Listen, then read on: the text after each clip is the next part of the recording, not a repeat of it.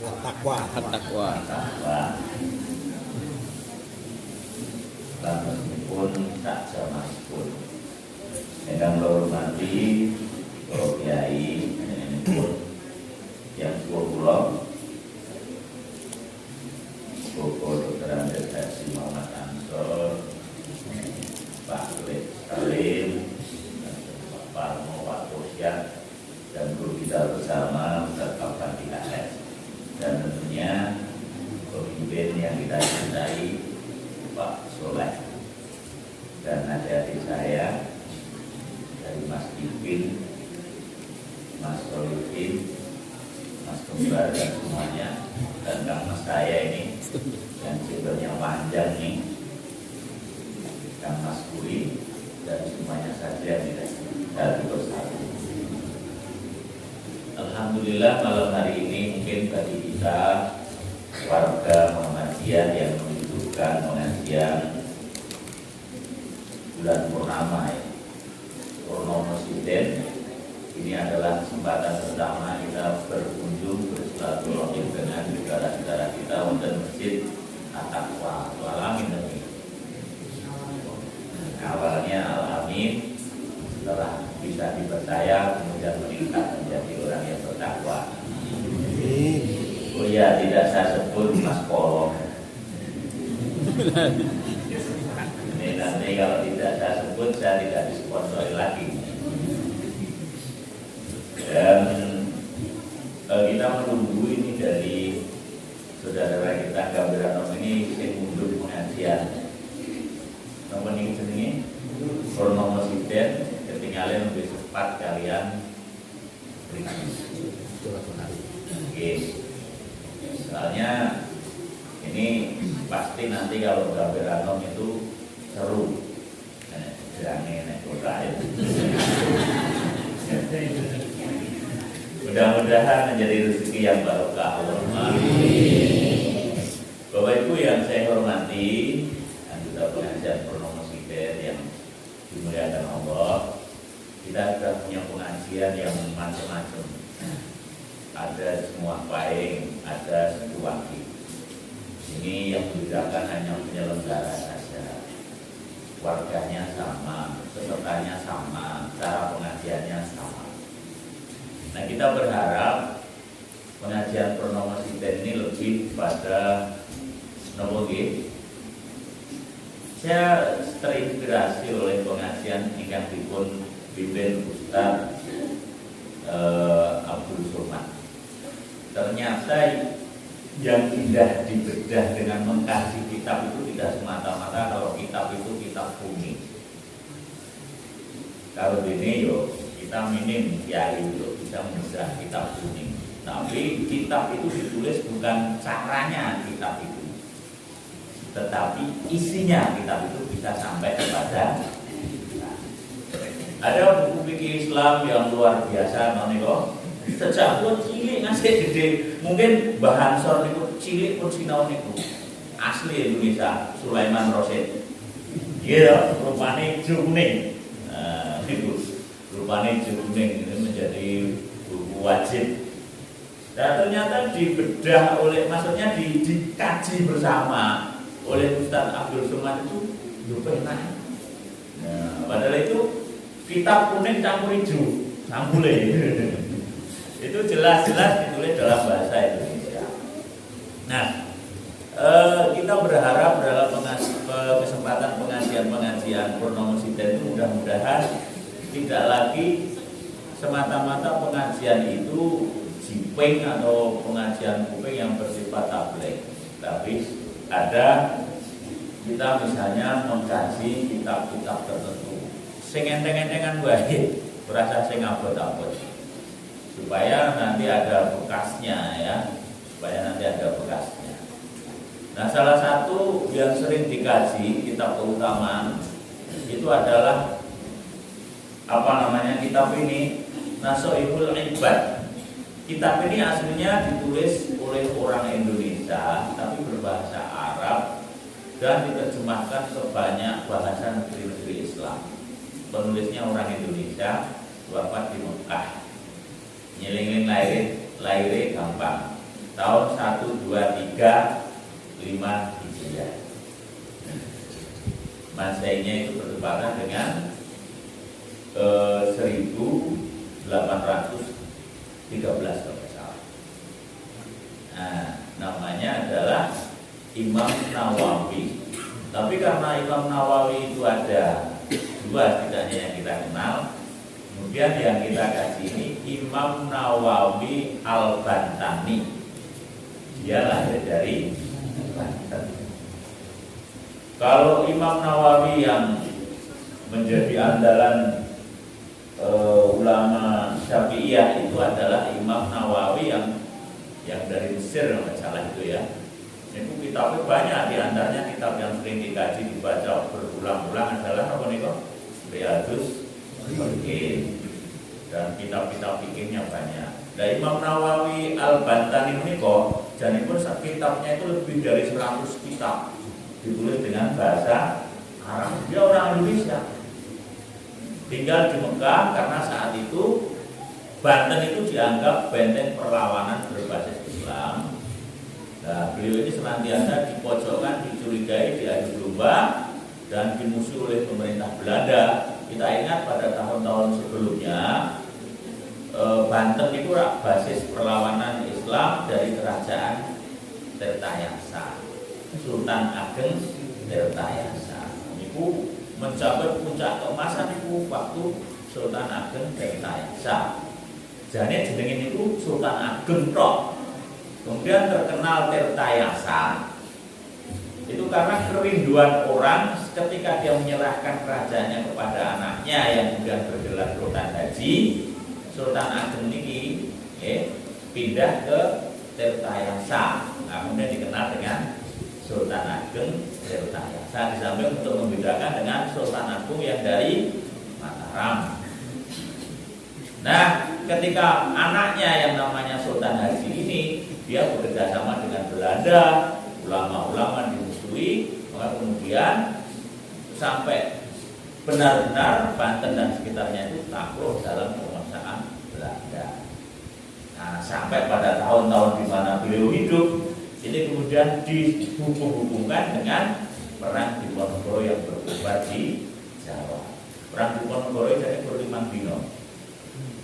Tahun 1800 selawe tekan 1830. Ini benar nih ya. Berlimang dino, tapi betul-betul membuat Belanda bangkrut. VOC ini pun namun diarani company. VOC itu kan Vereniging company atau apa gitu ya. Company itu dagang. Lah wong Indonesia kondone terus company. Jadi company maksudnya. Jadi selama 300-an tahun kita ini dihina oleh pedagang-pedagang Belanda. Artinya belum pemerintah. Nah, karena timbul perang Diponegoro yang 5 hari tadi, itu bangkrut total VOC-nya. Bangkrut total, akhirnya kemudian dari VOC diserahkan kepada kerajaan Belanda. Nah, sejak itulah ada istilah-istilah gubernur jenderal dan sebagainya itu karena bukan VOC lagi, tapi sudah kerajaan Belanda yang menguasai negeri ini. Nah, saat itulah kemudian karena tekanan yang berat, yang keras inilah yang sebelumnya pernah ke Mekah selama 3 tahun, ini di masa-masa kedewasaannya Imam Nawawi ini kemudian pergi lagi ke Mekah dan di sana dikenal dengan ulama hebat. Berguru di antaranya Kiai Haji Ahmad Dahlan itu berguru pada penjelasannya. Terus siapa itu pendirinya itu Hadratus Syekh Hasyim Asy'ari ini juga berguru dengan penjelasannya. Dimyati Bangkalan berguru dengan penjelasannya. Banyak ulama-ulama juga. Jadi dulu kita itu melahirkan ulama-ulama besar. Ya, tingkat dunia, kelas dunia. Orang yang berguru kepada beliau-beliau ini adalah dari berbagai negeri. Nah, salah satu kitabnya ini sebenarnya merupakan syarah. Syarah itu apa? Penjelasan dari kitab tipis yang dikarang oleh Ibnu Hajar Al-Asqalani. Nah, terus sarannya ini diberi judul Nashihul Ibad.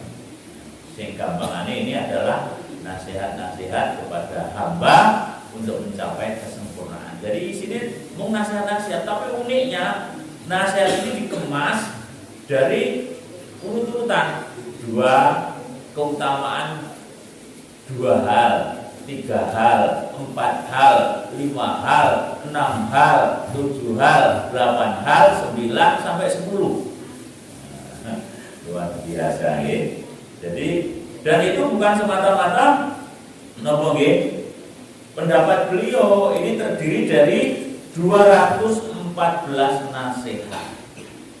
214 nasihat, 45 diantaranya adalah dari hadis Nabi. Lainnya itu adalah dari asar para sahabat. Asar itu apa Pak? Asar itu perkataan para sahabat. Sing munggo bahasa mau mewujudkan pitutur atau pengajaran-pengajaran baik. Mari Bapak Ibu, ini kita awali dari kumpulan nasihat yang mengandung 2 himbauan. Jadi 2 saja. Ini tidak terlalu lama karena meskipun sepak bolanya jam 2 nih, ya saya harus siap-siap. Karena salah satu yang nanti yang main mana Pak? Argentina, Kroasia.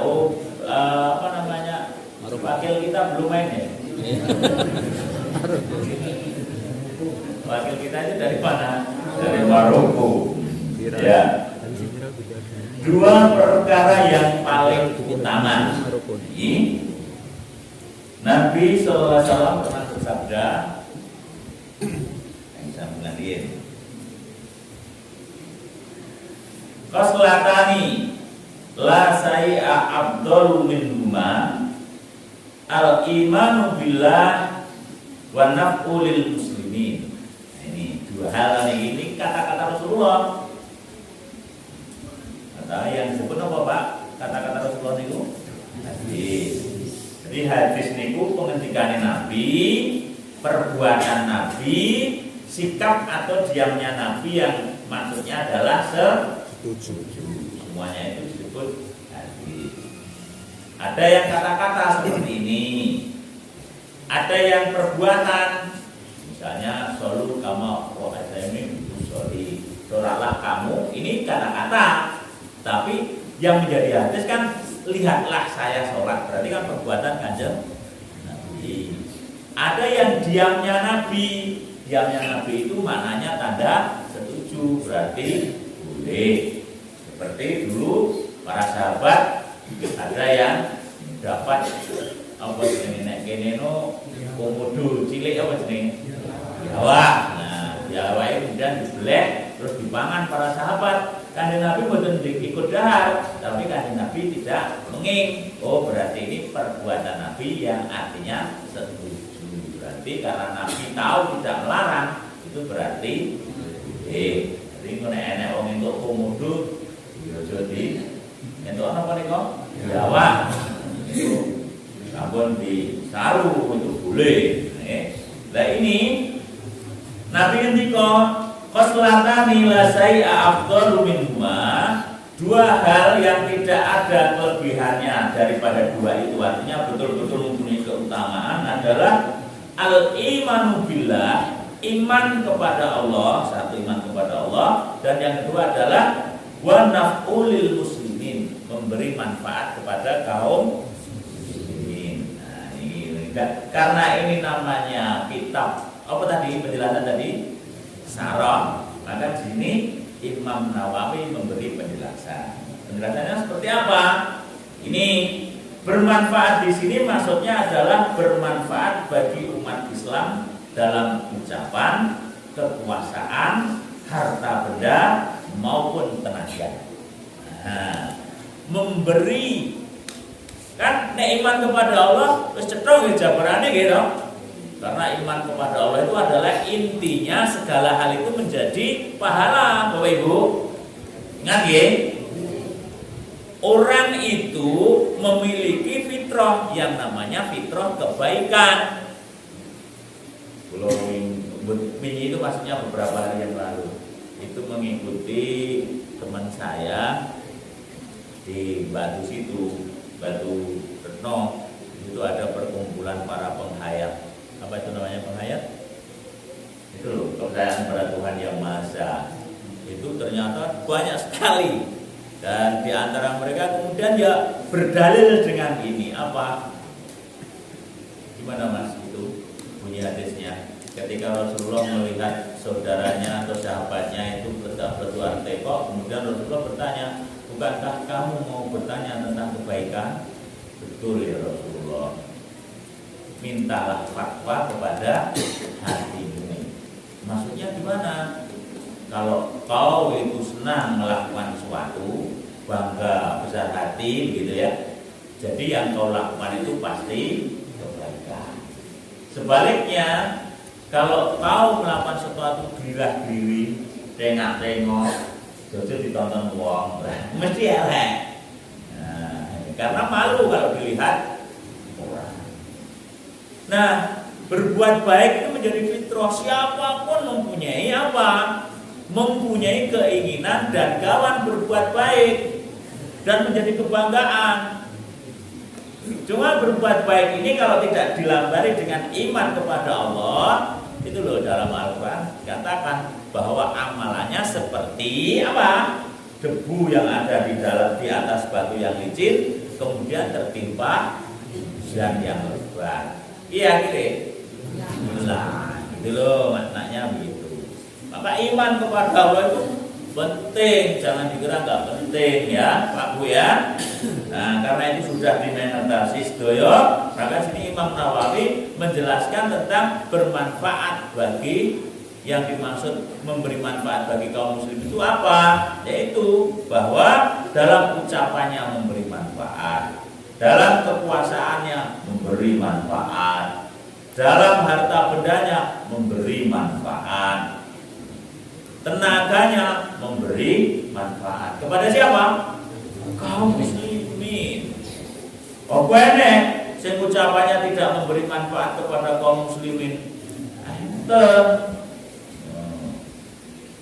Berapa medhi wong Islam, besok saja wong Islam. Oh, jenenge hadis Nabi ini kali bahwa umat Islam, orang Islam itu di dalam apa namanya? Kepungan berempat atau lima itu ya, musuh yang selalu memusuhi, iblis yang selalu menggoda. Hadisnya saya lupa ininya bunyinya, tapi matanya kurang lebih seperti itu. Salah satu di antaranya apa? Orang Muslim yang membenci. Masya Allah, ternyata ada juga ya. Nah, maka itulah sebenarnya kita itu dilembutkan hatinya supaya sesama muslim itu tidak timbul rasa benci. Dengan cara apa? Absus salam baina, ucapkan salam di antara, bersilaturahimlah dengan saudaramu, saling mengunjungi, doakanlah saudaramu. Sampai mendoakan saja, barang siapa yang berdoa baik untuk saudaranya, maka di atas kepalanya yang berdoa tadi ada malaikat yang berdoa, mendoakan juga seperti yang didoakan kepada saudaranya itu untuk yang berdoa.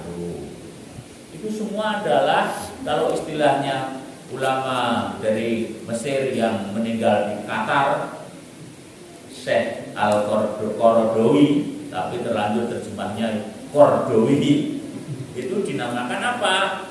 Itulah yang namanya pendidikan untuk menuju puncak yang sesungguhnya dari penghambaan ini. Apa itu tadi? Ya semua ajaran ini untuk melembutkan hati supaya kaum muslimin itu tidak saling membenci. Paling ora ucapannya itu jangan memberi madarat kepada saudaranya, tetapi memberi manfaat. Nah, itu. Kemudian dari kekuasaannya, apa ada kekuasaan yang tidak memberi manfaat kepada kaum muslimin? Enten rasa ado-ado tak critake nalika yang kemudian bergelar jenenge aku yang gumun ya itu. Makamnya sekarang di mana? Kulon Semarang itu. Pati atau kok Pati Kulon Semarang. Istilahnya apa? Wali Sunan nggih. Sunan Tegal Arum, ini Tegal. Wah, gelarnya apa ya? Sunan Tegal Arum sekarang dikunjungi, do malah berkah ke sana. Siapa ini? Ini adalah anaknya Sultan Agung. Anaknya Sultan Agung di Mataram. Ketika Sultan Agung kekuasaannya memberi rahmat kepada kaum muslimin, memberi izah 3 kali peluru perang yang Batavia.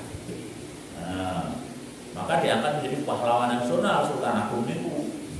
Tapi ketika Sultan Agung wafat, berpindah kekuasaan kepada anaknya, dia punya kekuasaan. Tetapi kemudian karena kita ini selalu menghormati ya, pemimpin ya, sampai lali nih, kejahatannya itu luar biasa. Gelarnya saja Fir'aun dari tanah Jawa. Lah pripun kok ngaten Pak? Lah niku rak dongenge mbiyen, wis tau tak dongenge nggih. Wong Jawa biyen niku nek gawe keris itu golek watu lintang. Oh, apa namanya? Meteor. Karena dulu belum tahu nikel. Jadi empu untuk membuat pamor keris itu besinya itu dicampur dengan batu lintang atau meteor. Lah sebulanya ndi yo jememet. Lah tibane ora genah. Karena meteor itu memang ada yang sampai ke bumi ini, baik sing gede maupun sekepelan maupun sak jempol. Nah, ada watu lintang atau meteor yang jatuh di sebuah ini perkampungan karena jatuhnya itu pada rumah. Kan meteor itu panas gitu. Terbakarlah rumah itu sampai 7 penghuninya meninggal. Tapi kan jelas kok keris, ya kok keris apa? Kok watu lintang. Lah yang ini anaknya Sultan Agung ini namanya itu Mangkurat I gelarnya itu diambil dibawa kepada seorang empu negara saat itu yang namanya Empu Madrim. Itu tukang membuat keris. Empu yang terkenal kan Bu Gandring gitu. Bu Gandring itu zaman Mosari. Nah sekarang itu empu itu gelarnya sarjana karena sekolahnya di isi Jogja, isi Solo itu ada empu ya betul, kerisnya bagus-bagus. Nah kerisnya bagus-bagus. Empu apa? Oh, pundi baik. Kowe cek produksi. Saya ngenten mriko niku lho. Nggih, niku murid Empu Madrim wau. Lah sebenarnya Empu Madrim sudah enggak mau, Pak. Wah, ampun Kanjeng Suwun. Niki angsare ampun. Angsar itu pengaruh mistis ngono lho. Lah kok iso? Lah wong nembe tiba dereng wujud keris mawon pun nganteni wong pitu lah mengke dados napa nek pun dadi keris. Ora kudu to gawe kan. Gandeng sing merintah penguasa kan ya ora berdaya. Sambut, ayo tembak kau, ya tembak. Berarti kalau sambo masalahe urusan sambo. Nah ini saat itu ratu loh. Makan.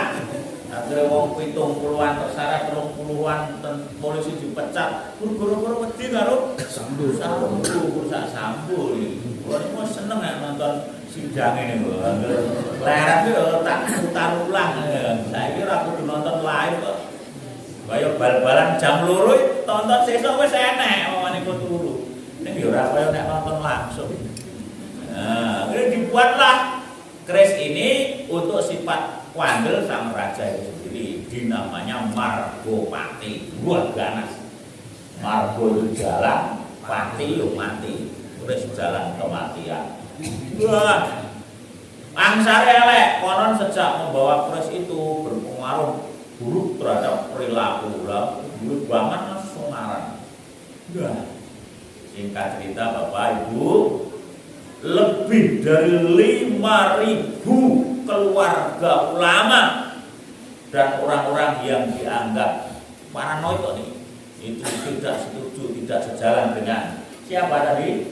Amangkurat I ini itu dibunuh karena nek tembang kayak semut ireng anak-anak saking kebobrokan nyabang kayu pengawan keong kundang terus kumute timun tuku godhong boluron bolong Surabaya geger kepati geger wong muyak pombang diwadahi bumbung alun-alun Kartosuro gajah makto dinancang witing tiga geri mati cinakar ayam. Wah, ini sebenarnya membuat dongeng cerita. Maksudnya apa? Wekere wong moyak pombang diwadahi bumbung. Nah, karena sebelum membuat kematian di alun-alun itu dibuatlah apa? Pager yang mengitari alun-alun.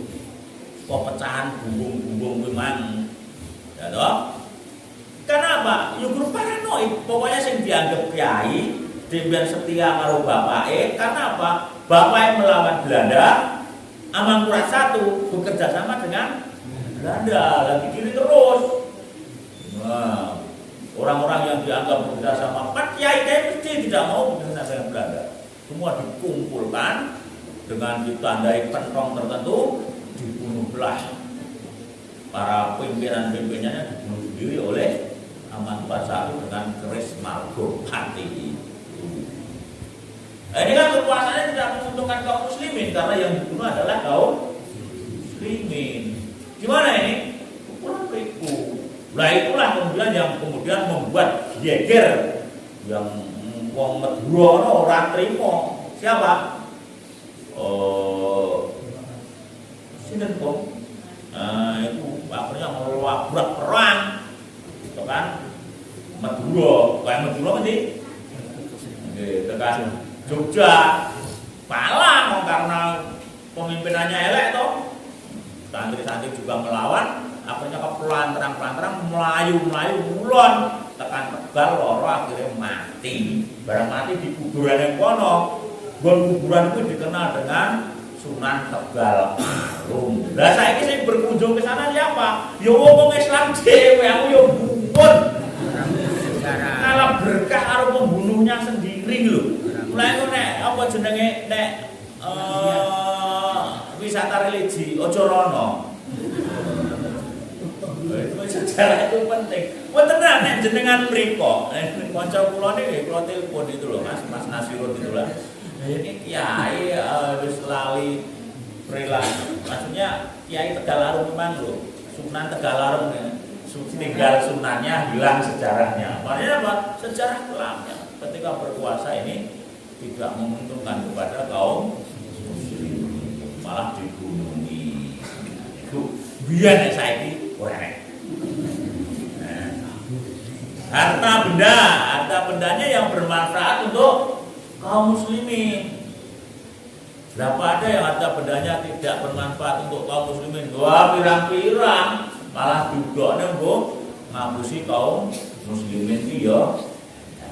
Nah itu dulu siapa Utsman bin Affan itu sampai dikatakan oleh Nabi setelah ini tidak ada lagi kesedihan tentang hidup sampai di akhirat. Maksudnya apa? Karena ketika perang perang terakhir itu perang terakhir zaman Nabi perang apa? Perang Tabuk itu semua yang membiayai adalah Utsman.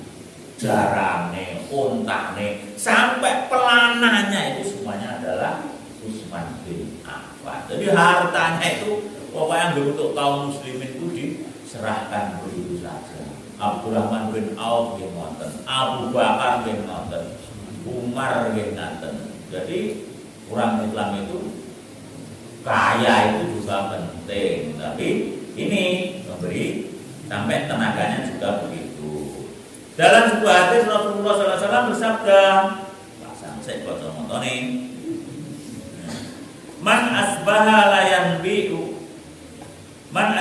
la yanwi dulma ala ahadin ghufirallahu ma jana wa man asbaha yanwi nasratal mudlumu waqdo'a hajatil muslimin kanat lahu ajru hajatin mabrurah. Siapa yang pada pagi harinya tidak mempunyai niat menzalimi yang lain, siapa yang pada pagi harinya tidak mempunyai niat menzalimi yang lain, man asbaha layan bidulma ala ahadin. Nah niku ketika Kanjeng Nabi napa gufirallahu majana, maka dosanya akan diampuni. Waman asbaha yanbi nasrotal madlum waktu hajatil muslim kanat lahu ajru hajatil mabrurah. Siapa yang pada pagi harinya mempunyai niat memberi pertolongan terhadap orang yang terzalimi dan memenuhi kebutuhan seorang muslim, baginya pahala yang setara dengan haji mabrur, hajatin mabrurah. Saiki kula teko. Niat ki wis dilakoni purung. Kaya ngene gampange lho golek pahala iki. Lah iki hadisnya ngeten, pancen ngeten. Siapa yang pada pagi harinya tidak mempunyai niat menzalimi orang lain, nah ini maka dosanya akan diampuni. Kurniat. Ini kadang-kadang kita ini orang tahu pasang niat seperti itu, yang baik-baik seperti itu. Urip yo bertangi, yang bergawe, ngono bae. Ojo-ojo malah-malah. Iki koyo ngene iki sesuk tak bedah nyanti yo angel ngene banyu. Bedhek men sisane kanca kowe lha dalane kono. Malah niat bareng tekan dalan sing jualan nek kono. Ora wani to. Nek wis kasar niate mang elek. Hanya saja memang niat buruk itu tidak menjadi dosa sebelum di ning coba nek niat baik. Niat baik wis koyo ngene. Mari kita pasang niat-niat yang baik pas tangi guru. Yo, aku nek kancaku keluwen tak diajak ning. Padahal duwe ora duwe. Kan sudah niat yang baik, sok ngerti Mbak Titi terus gak Pak nggo antane. Lah nggih napa Mbak? Mungkin nek pengin jajakne kancane. Alhamdulillah. Umpamanya kayak gitu. Rasulullah SAW juga pernah bersabda. Nah, ini rada seru nih. Ahabul ibadi ilallah anfa'un nasu linnasi wa abdalul a'mal idkhalul sururi ala qalbil mu'min yatrudu anhu su'an au yakshifu anhu kurban au yaqdilu au yaqdilahu dainan wa khoslatani la syai'a ahbatu minhuma syirku billah wa dzurrul muslimin. Hamba yang paling dicintai Allah Azza wa Jalla adalah yang paling banyak memberi manfaat kepada manusia. Ahabul ibadi ilallahi ta'ala anfa'un nas linnas. Anfa'un nas linnas. Nek sing pendek piye? Khairun nas anfa'ul linnas. Sebaik-baik manusia itu yang memberi manfaat kepada manusia. Ini hadis kira dawa, hamba yang paling dicintai Allah adalah yang paling banyak memberi manfaat kepada manusia. Memberi banyak manfaat. Tahu kula ndongenge tentang kambil kae. Pun wae. Oh, nika ceritane sinten? Ya penggiring guru kalian Sunan Kalijogo. Nyo tandur sepet iki, ya toh? Sepet ditandur dadi kambing. Nah, niku dongange dawa nek wis tau tak dongan anak baleni. Kan ya ora mungkin sepet ditandur kok dadi kambing. itu hanya memberi pelajaran kepada kita, banyaklah memberi manfaat seperti pohon kelapa dan buahnya dan daunnya dan tulang daunnya. Pohon kelapa itu apa sing ora memberi manfaat? Zaman itu loh. Zaman plastik ini yo batok diganti plastik, beruk diganti kilo. Ya toh. Apa namanya, ada jangkrik diganti plastik, dan kan hukuman. Artinya kalau kelapa tahu kupat saya ini dari plastik. Ya tahu kupat dari plastik. Tapi di zaman kita kecil kan semua memberi manfaat itu Pak, ya toh. Batangnya itu kalau sudah tua, biu, gentileng, kaya sing paling ireng gini. Loh, maksudnya apa? Kuat dan indah itu. Ya, kan kita kadang-kadang di resto-resto yang besar itu malah apa mebelnya itu dibuat dari batang-batang kelapa, glugu. Melontong goku anak sing omah glugu glugu Pak gue. Omahe sono sari. Glugu Pacitan. Ya. Siapa Mas? Wong ora teko ya itu. Ini Bu Bidan itu, Bu Bidan mana itu? Ya toh? Itu apa namanya? Memsaba, kusen dan semuanya itu dari batang kelapa. Nah, terus kok sing ora kena dienggo garapan keras itu nek zaman biyen kemudian dibolong, dipecah, disemburi gula, dibandulke nek nggon trimisan. Terus enek tawone. Memberi manfaat menjadi apa? Kehidupan. Daune ora sak apa jenenge? Kalau papae kakku, papae sak durunge dienggo kayu nek mbiyen dienggo kebo-keboan karo Pak Solike di Cicile. Numpak sing gonggol kae diseret kancane kebo-keboan. Larake yo kanggo semua itu. Sing rontok tuwek-tuwek dienggo gawe nam-naman dienggo buku kene alas, ya toh. Sing rontok cek lemes iso dienggo gawe ada jago. Jenenge apa kae? Iso.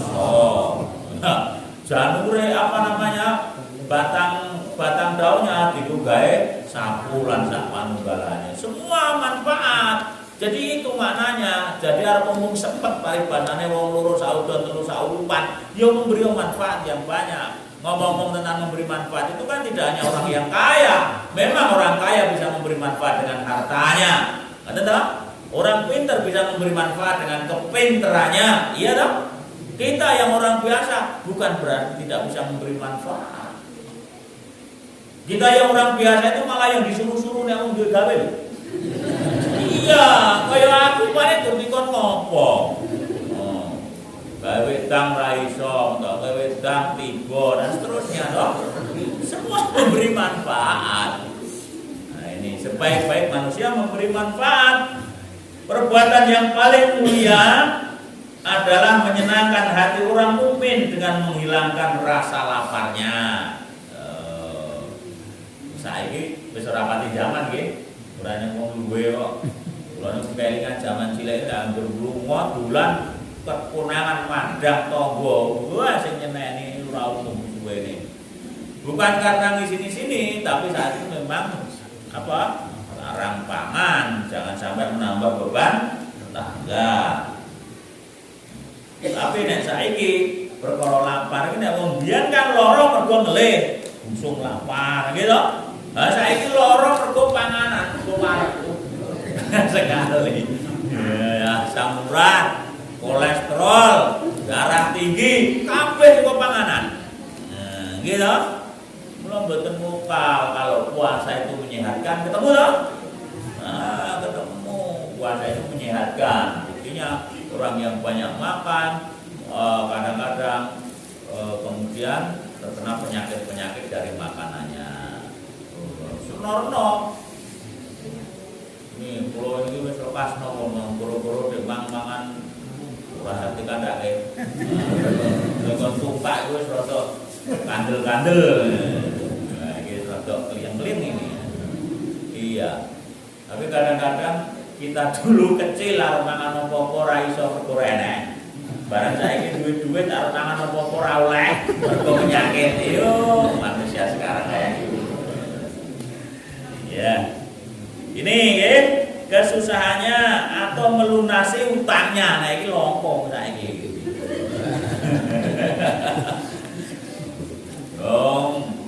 Ya gimana ya sekarang ini ya. Kita ini bisa cukup, bisa lebih, harus percaya, bukan karena banyak, gitu. Dan kita ini bisa kurang, itu bukan karena sedikit. Manusia modern di zaman kita ini kan anomali, tegese anomali iki kudune nek ngene, iki nalare ngene ning sebaliknya. Nah itu. Nah ditonton, nah kalau di satu sekolah, saya kira aku yo tugasnya menggulang-gulang nonton kanan, nu ya kira, orang itu tegas kira. Pulang ya bumun, kepala sekolah sambat, pulau kedah kepripun kaya ngenten iki Pak, lah gimana? Setiap tanggal muda malah repot, lah piye to? Lah niki le tambahe kudu sakmene, niki sakmene. Lebih dari 80% dari pegawai negerinya di situ itu malah iya Pak. Udine tanggal muda itu pulang kan bawa duit toh. Gue anggur saya tanggal bingung. Kulo ki gumun orang ngremehke wong anu ya, orang yang bukan guru. Lah nek enek sing sensasi. Demi apa saya melihat itu sendiri itu. Itu 10 juta setiap bulan tuh ditambah nganggo apa? Gak aku terus tekok, nah ini penguripannya gimana Bu? Gitu kan? Ya biasa begini kemudian dengan nama-nama yang saya kenal, ini dengan kaget, ini konggih gini, aku yuk kaget tenan, masa iya? Ini apa? Penyakit manusia modern itu gaya hidup. Ini podo karo kancane ning jane ra iso. Wong ne wis reko-reko sugih, arep kawasane pol. Reko-reko sugih lho. Ora jajakne nyatane iki aku sing duwe mobil. Kuwi kon bar jajake iki mengko tuku bensin genah wis sedeng apa ora. Ya enggak tahu Pak saya. Iya toh, kita ini kan serba aneh dengan keadaan kita. Dulu kita ini, zaman dulu itu kita itu nggak punya uang biasa-biasa saja. Aku yang bingung tadi. Kalau TK itu jadinya orang sedeng loh Pak. TK saya ini 15 juta itu orang sedeng loh. Merbu pertama. Nanti Pak, nanti blesung kene TK ini nanti wae lah. Orang sedeng 15 juta masuk TK ini. Lah kok iso? Ya kok terno dhewe Pak, gendongan nek ra ketukoke.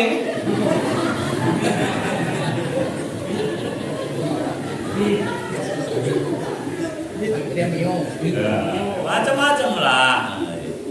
Ya boleh-boleh saja Pak. Tapi kan ada istilah. Nah akhirnya banyak orang yang kemudian ini diambil dengan paksa kepemilikannya oleh bank, oleh lembaga keuangan dan seterusnya. Nah, untung ini daerah betul-betul ngono ya bank sing mek utangan kuwi sing penting duwe apa sing buan jaden. Wis ora usah ribet-ribet. Nang yo kejem tenan. Rasa tak sebut. Nah, selain itu terdapat perkara yang tak satu pun mampu mengalahkan keburukannya. Wah ini gini. Selain itu ada kebaikan, apa? Menghibur kaum muslimin, memberi makan ketika lapar, apalagi syukur melunasi utangnya. Itu apa namanya? Jalur-jalur memberi manfaat kepada manusia, toh? Saya tahu itu Pak Bu ya. Tapi di sini ada menerangkan, napa diterangke? Wa qaslatani la syai'a akhbatu minhuma. Ada dua perkara yang tak satu pun mampu mengalahkan keburukannya. Wis jajalan tenang.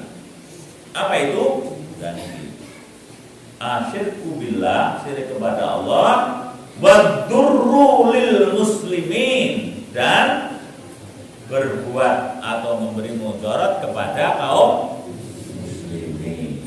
Nah, ini dikatakan oleh Nabi, dua perkara yang satu pun tidak ada yang melebihi keburukannya. Dua perkara itu tergolong paling buruk karena seluruh perintah Allah SWT itu akan dikembalikan pada dua hal yang menjadi lawannya dari dua perkara tersebut, yakni pengagungan terhadap Allah dan kasih sayang terhadap makhluknya. Maksudnya seperti ini loh.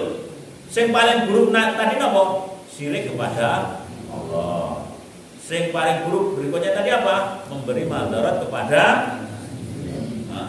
umat Islam. Karena apa? Semua perbuatan itu akan dipulangkan kepada itu. Paling tidak berbuat baik, niatnya kepada Allah atau tidak? Oh, niat kepada Allah. Bentuk perbuatannya memberi manfaat kepada manusia atau tidak? Oh, memberi manfaat. Kan begitu. Menjadilah apa? Salah. Tapi kalau semua yang kita lakukan dipulangkan kepada dua hal itu tidak ketemu, orang berbuat karena iman kepada Allah, perbuatannya tidak memberi manfaat, maka itu adalah seburuk-buruk perbuatan. Maka dikatakan tidak ada yang lebih buruk dari itu. Nah, ini ditegaskan oleh Imam Nawawi, seperti perintah sholat dibarengi dengan perintah zakat. Perintah sholat, Allahu Akbar, itu karena iman kepada Allah, menyembah kepada Allah. Di belakangnya dibarengi dengan apa? Atau zakat atau bayar zakat, ini memberi manfaat kepada manusia. Begitu juga dengan perintah bersyukur padanya, disertai perintah berterima kasih kepada orang tua yang tercantum pada firman Allah surat Luqman ayat 14. Bersyukurlah kepadaku, ribuan ayat ini kok. Dan kepada kedua orang tuamu, walil walidaini ihsana. Gitu? Nah, itu diriwayatkan dari Uwais Al-Qarni, dia berkata, wah, Uwais itu kurang berisi ya. Ini bukan sahabat Nabi, meskipun hidup ketika Nabi taksih sugeng. Gitu. Uwais Al-Qarni itu tidak tergolong sahabat Nabi, meskipun hidupnya itu ketika Nabi taksih Umayyah Yaman.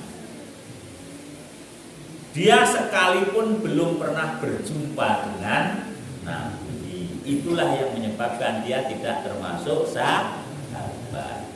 Pernah berkunjung ke Madinah, pengen ketemu kanjeng Nabi, tapi ibunya yang udah tua meling.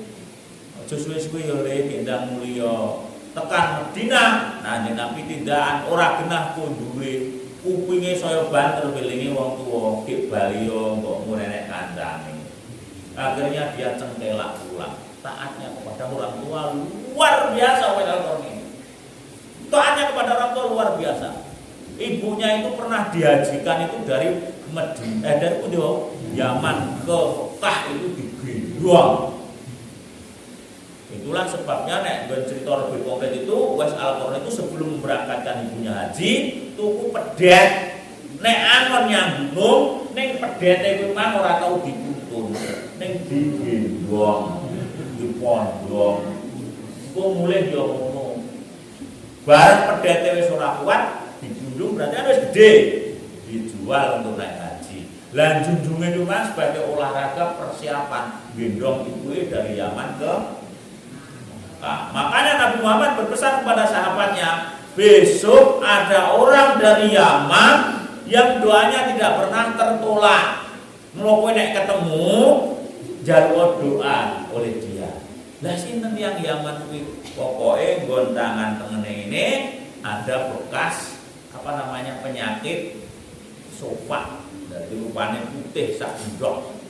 Dua Umar niku wis ketika Kanjeng Nabi wis sedo niku anggur musim haji niku mentene nek gapura ngono. Anggur nek hubungan wong Yaman iku kudu teliti tangane siji-siji. Umar bin Khattab niku bareng ketemu, Anda Uwais Al-Qarni. Iya, Bang, ada apa? Akhirnya sih wong yang mikir, doakan saya. Loh kok saya mendoakan sahabat Nabi? Anda kan Umar, setan saja takut kepadamu. Anda nih, Biar Kanjeng Nabi ngendika, orang dari Yaman taat kepada ibunya satu-satunya, maksudnya bapaknya sudah meninggal, di tangannya ada bekas penyakit sopak putih sandok begini. Kalau dia berdoa tidak pernah ditolak. Memang begitu Nabi bilang, iya begitu. Anda minta apa? Saya ampuni dosa-dosanya. Nah, jadi dalam doanya yo kuwi nek Umar kualitas Umar beda karo kualitas awake dhewe. Awake dhewe ketemu karo wes aku ben sugih mending ngono. Meskipun boleh-boleh saja. Maka ketika saya memimpin jamaah umroh itu saya katakan enggak usah malu-malu. Ini di rumah Allah di Ka'bah. Kalau kau ingin kaya, mintalah di sini daripada kau kumpul-kumpul sekalian bilang gitu. Yang punya Allah kan, Allah kena disebut siapa? Al-Ghani, kaya. Mintalah kepada yang kaya. Siapa? Allah. Orang apa? Meminta kan? Kalau pernah dikei. Daripada minta kepada yang lain, minta kepada Allah. Lah Uwais ini berkata apa? Dalam suatu perjalanan aku pernah berjumpa dengan seorang rahib atau pendeta. Aku bertanya, wahai rahib, apa derajat pertama yang harus dilalui seorang murid? Rahib itu menjawab, mencegah kezaliman dan bersikap rendah hati. Sebab pahala suatu amal tidak akan naik jika masih ada kezaliman dalam dirinya. Untuk tidak bisa berlaku zalim, kita harus belajar bersikap rendah hati. Rendah hati itu yo nek pinter aja ketok pinter banget, ya toh? Nek sugih yo aja ketok sugih. Nek miskin yo aja pamer-pamer miskinmu. Lho enek wong pamer miskin, omahmu jape, omahku cempe wae iso mlebu lah wong miskin nek pamer-pamer. Udahlah, kita rendah hati dalam miskin kita. Begitu ya Pak Bu ya. Mudah-mudahan bisa memberi manfaat. Ini baru 2 nasihat, ini saja belum selesai. Mudah-mudahan Allah memberi kesempatan kita untuk mengupas dan membahas kembali. Ini pulau tambahin, pulau kurangi, kecuali ilustrasi dari saya. Mudah-mudahan ilustrasi itu tidak salah-salah amat. Mudah-mudahan memberi manfaat. Kurang lebihnya saya mohon maaf. Wassalamualaikum warahmatullahi wabarakatuh.